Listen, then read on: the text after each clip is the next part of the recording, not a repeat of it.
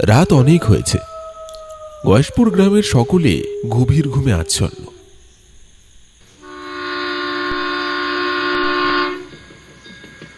এরই মাঝে গ্রামের বাসিন্দা তাপস রাতের শেষ ট্রেনে স্টেশনে নামে।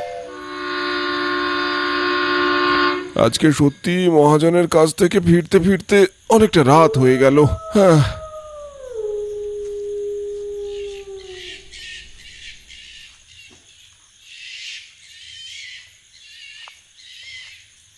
তাপস আকাশের দিকে তাকিয়ে দেখে আকাশ কালো মেঘে ছেয়ে আছে। বৃষ্টি আসবে মনে হচ্ছে। আজকে তো আবার ধান ক্ষেতের পথ দিয়ে ফিরতে হবে।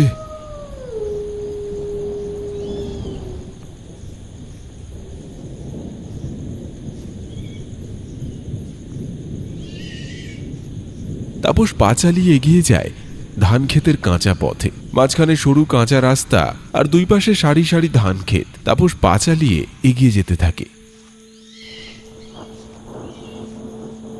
ও কি, ওই ওই জমিতে কি নড়ছে ওটা? এত রাতে ওখানে তো কারোর থাকার কথা নয়। অন্ধকারে অতটাও পরিষ্কার দেখা যাচ্ছে না বলে তাপস জমির কাছে এগিয়ে যায়। আর কাছাকাছি যেতেই ওর শরীর আঁতকে ওঠে। ও দেখতে পায় কাকতারুয়াটা জমিতে হাঁটছে। আর এখানেই শেষ নয়, আর আরো দেখে কাকতারুয়াটির পিছনে চার পেয়ে একটা বড় কালো ছায়াও চলেছে। কে ওখানে? হ্যাঁ, কে? তাপসের গলার আওয়াজে কাকতারুয়া আর ছায়াটি থমকে দাঁড়িয়ে পড়ে। দমকা একটা হাওয়া বয়ে যায়। তাপস ভীষণ ভয় পাওয়া সত্ত্বেও বুকে অনেকটা সাহস সঞ্চয় করে বলে, মাসুদের জমিতে কি দরকার? কাকতারুয়া আর চার পেয়ে ছায়াটি ধীরে ধীরে তাপসের দিকে এগিয়ে আসতে থাকে। চোখগুলি জ্বলে ওঠে। অন্ধকার রাতে যেন আরো বেশি উজ্জ্বল দেখাচ্ছে। তাপস এত কিছু আর নিতে পারে না। দুই পা পিছনে গিয়ে ধপ করে মাটিতে পড়ে যায়। ভূত! ভূত! ভূত! ভূত! ভূত! বলে চিৎকার করতে করতে গ্রামের দিকে ছুটে যায়। পরদিন সকাল থেকেই সারা গয়েশপুর গ্রামে তাপসের কথা দাবানলের মতো ছড়িয়ে পড়ে। ছোট্ট গ্রামে খুব কম সময়ের মধ্যেই সকলে বিষয়টি জেনে যায়। গ্রামের এক দুইজন সাহসী লোক রাতে মাসুদের জমিতে যায় আর দুটি ছায়াকে জমিতে ঘুরতে দেখে, যার ফলে এই কথাটা চাউর হয়ে যায় যে মাসুদের জমিতে কাকতারুয়ার ভূত আছে। আর সেই জমির কাছ দিয়ে রাতে তো দূরের কথা, দিনের বেলাতেও কেউ সচরাচর যেতে চাইতো না। গয়েশপুর গ্রামে এখন কেবল তাপসের দেখা সেদিন রাতের কথা নিয়ে চারিদিকে আলোচনা চলছে। এমনই এক সন্ধ্যাতে গ্রামের চায়ের দোকানে বসে গল্প করছিল সুজিত আর প্রদীপ। তাপসটা সেদিন রাতের পর থেকে ঠিকমতো কথা অবধি বলতে পারছে না। একদমই তাই। আমি আজকে সকালেও ওর বাড়িতে গেছিলাম, দেখি ঘরের এক কোণে বসে আছে আর দুটো চোখে ভয় ঠিকরে পড়ছে। আর বারবার বলছে ওটা কাকতারুয়ার আতা, ওই জমিতেই আছে, ওখানে গেলেই মেরে ফেলবে। আর এটাও তো ঠিক, তাপস বাদেও গ্রামের অনেকেই ওই জমিতে কাকতারুয়াকে ঘুরতে দেখেছে।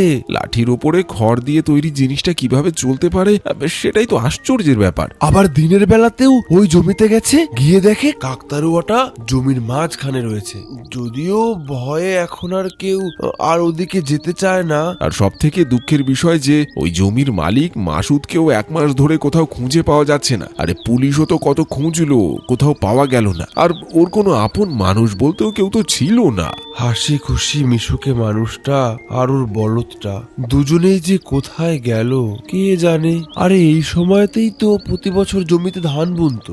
আর মনে আছে ওর বলদ শিবুকে? মনে থাকবে না আবার? ওর মতো তাগড়াই বলদ আর একটাও চোখে পড়েনি। পুরো জমিতে নিমেষে নাঙ্গল দিয়ে দিত, সব সময় মাসুদের পিছনে পিছনে থাক। কতজন ওকে নিতে চেয়েছিল বেশি দাম দিয়ে, কখনো চোখের আড়াল করতো না আর তেমন যত্ন নিত। প্রতি বছর কত ধান হতো ওর জমিতে, এমন কোনো বছর ছিল না যে খাজনা দিতে পারেনি। সবই হতো মাসুদ আর শিবুর মিলিত পরিশ্রমের জন্য। আর এখন কিনা সেই জমিতেই কাকতারুয়ার আতা ঘরে, অবাক কাণ্ড।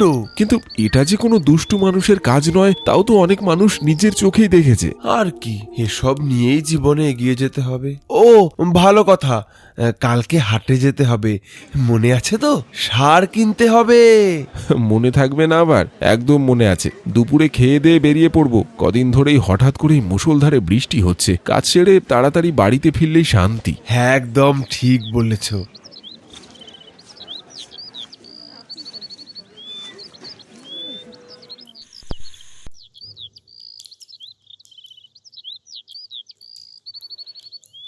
পরের দিন সুজিত আর প্রদীপ যখন হাট থেকে সার কিনে ফেরে, তখন পৃথিবীর বুকে অন্ধকার নেমেছে। বাজার করতে গিয়ে অনেকটা দেরি হয়ে গেল, তাড়াতাড়ি চল। সে তো ঠিক বলেছিস, চল এখন তাড়াতাড়ি পা চালা। প্রদীপ আর সুজিত তাড়াতাড়ি বাড়ির দিকে এগিয়ে যায়। বিকেল থেকেই আকাশের বুকে জমে থাকা মেঘ ধীরে ধীরে ভাঙতে শুরু করে। এই দেখ, ঝিরঝির করে বৃষ্টি শুরু হয়ে গেছে।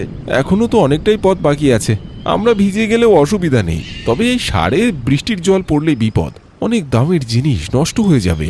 আর শুধু কি তাই, এগুলো নষ্ট হলে আর চাষ করা যাবে না, মাথায় হাত দিয়ে বসে থাকতে হবে। তার চেয়ে বরং চল ওই মাঠের পথ দিয়ে যাই। ওই পথ দিয়ে তো এখন কেউ যায় না। আরে দুজনে আছি তো, কোনো দিকে না তাকিয়ে ওইটুকুনি পথ পেরিয়ে যাব ঠিক। যেমন ভাবনা তেমন কাজ। প্রদীপ আর সুজিত মাঠের পথ দিয়েই চলতে শুরু করে, কিন্তু শেষ রক্ষা হয় না। অর্ধেক পথ আসতেই বেশ জোরেই বৃষ্টি শুরু হয়। না রে, বাড়ি অবধি পৌঁছতে পারবো না, যেমন হাওয়া দিচ্ছে এ তো আরো জোরে বৃষ্টি শুরু হবে। তাহলে কি করবে এখন? এখানে তো দাঁড়ানোর জায়গা নেই। কেন নেই? বৃষ্টি না কমা অবধি ওই পাশের মাঠের ছাউনিতে দাঁড়াই। আরে যেখানে চাষের কাজ করার সময় সবাই কাজের ফাঁকে বিশ্রাম নেয়। বৃষ্টির বেগ তখন আরো কিছুটা বেড়েছে। অগত্যা ওরা দুজনে ওখানেই যায়।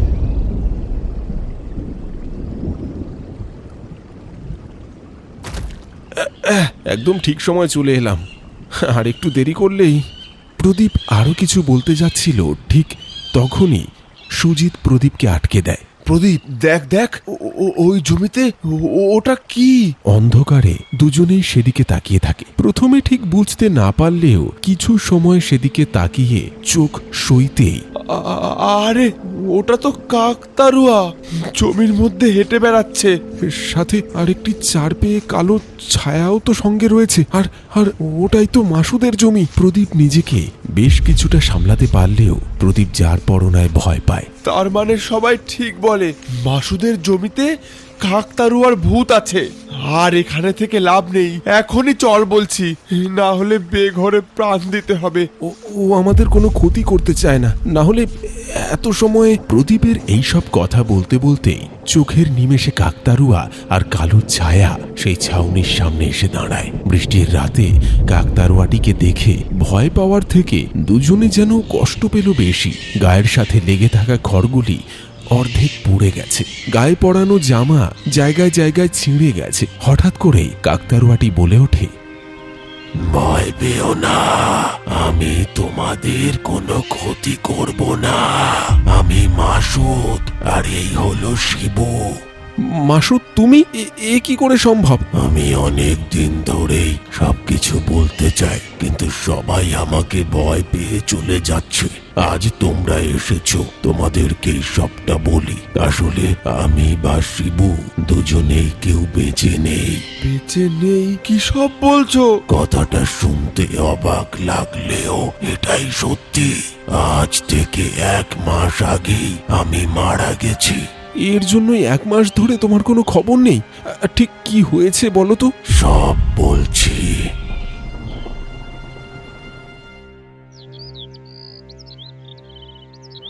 জমিদার মশাই, আপনি আমাকে ডেকেছেন খবর পেলাম।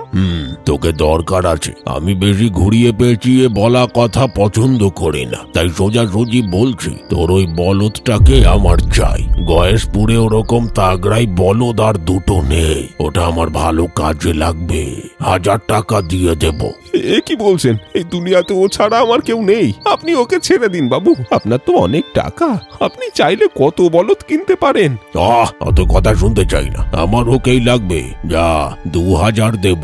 যত টাকাই দিন, আমি ওকে দেব না। এটা তুই ঠিক করলি না, এর মাসুল তোকে দিতে হবে। ওই সব ঝামেলায় পড়ার পর আমি আবার চাষের কাজে মন দিই। ধান বোনা শুরু করব, পরের দিন থেকে তাই যেন পাখিরা জমিতে না আসে, তাই রাতে কাক তারুয়া তৈরি করছি। কিরে শিবু, কাকতারুয়াটা ভালো তৈরি হয়েছে না? শিবু সম্মতি জানাতে 2 বার মাথা দোলায়। এমন সময় জমিদার আর কিছু লোক এসে উপস্থিত হলো। এ কি, এই সময় আপনারা? তোকে বাড়িতে না পেয়ে এখানে এলাম। যাক, ফাঁকা আছে, কেউ কোথাও নেই। ভালোই হলো। শেষবারের মতো জিজ্ঞাসা করছি, তোর ওই বলদটাকে দিয়ে দে। আপনাকে আগেই বলেছি আমি ওকে দেব না, আর ও আমাকে ছাড়া যাবেও না। এত সাহস! আজ দুটোর সলিল সমাধি করে যাব।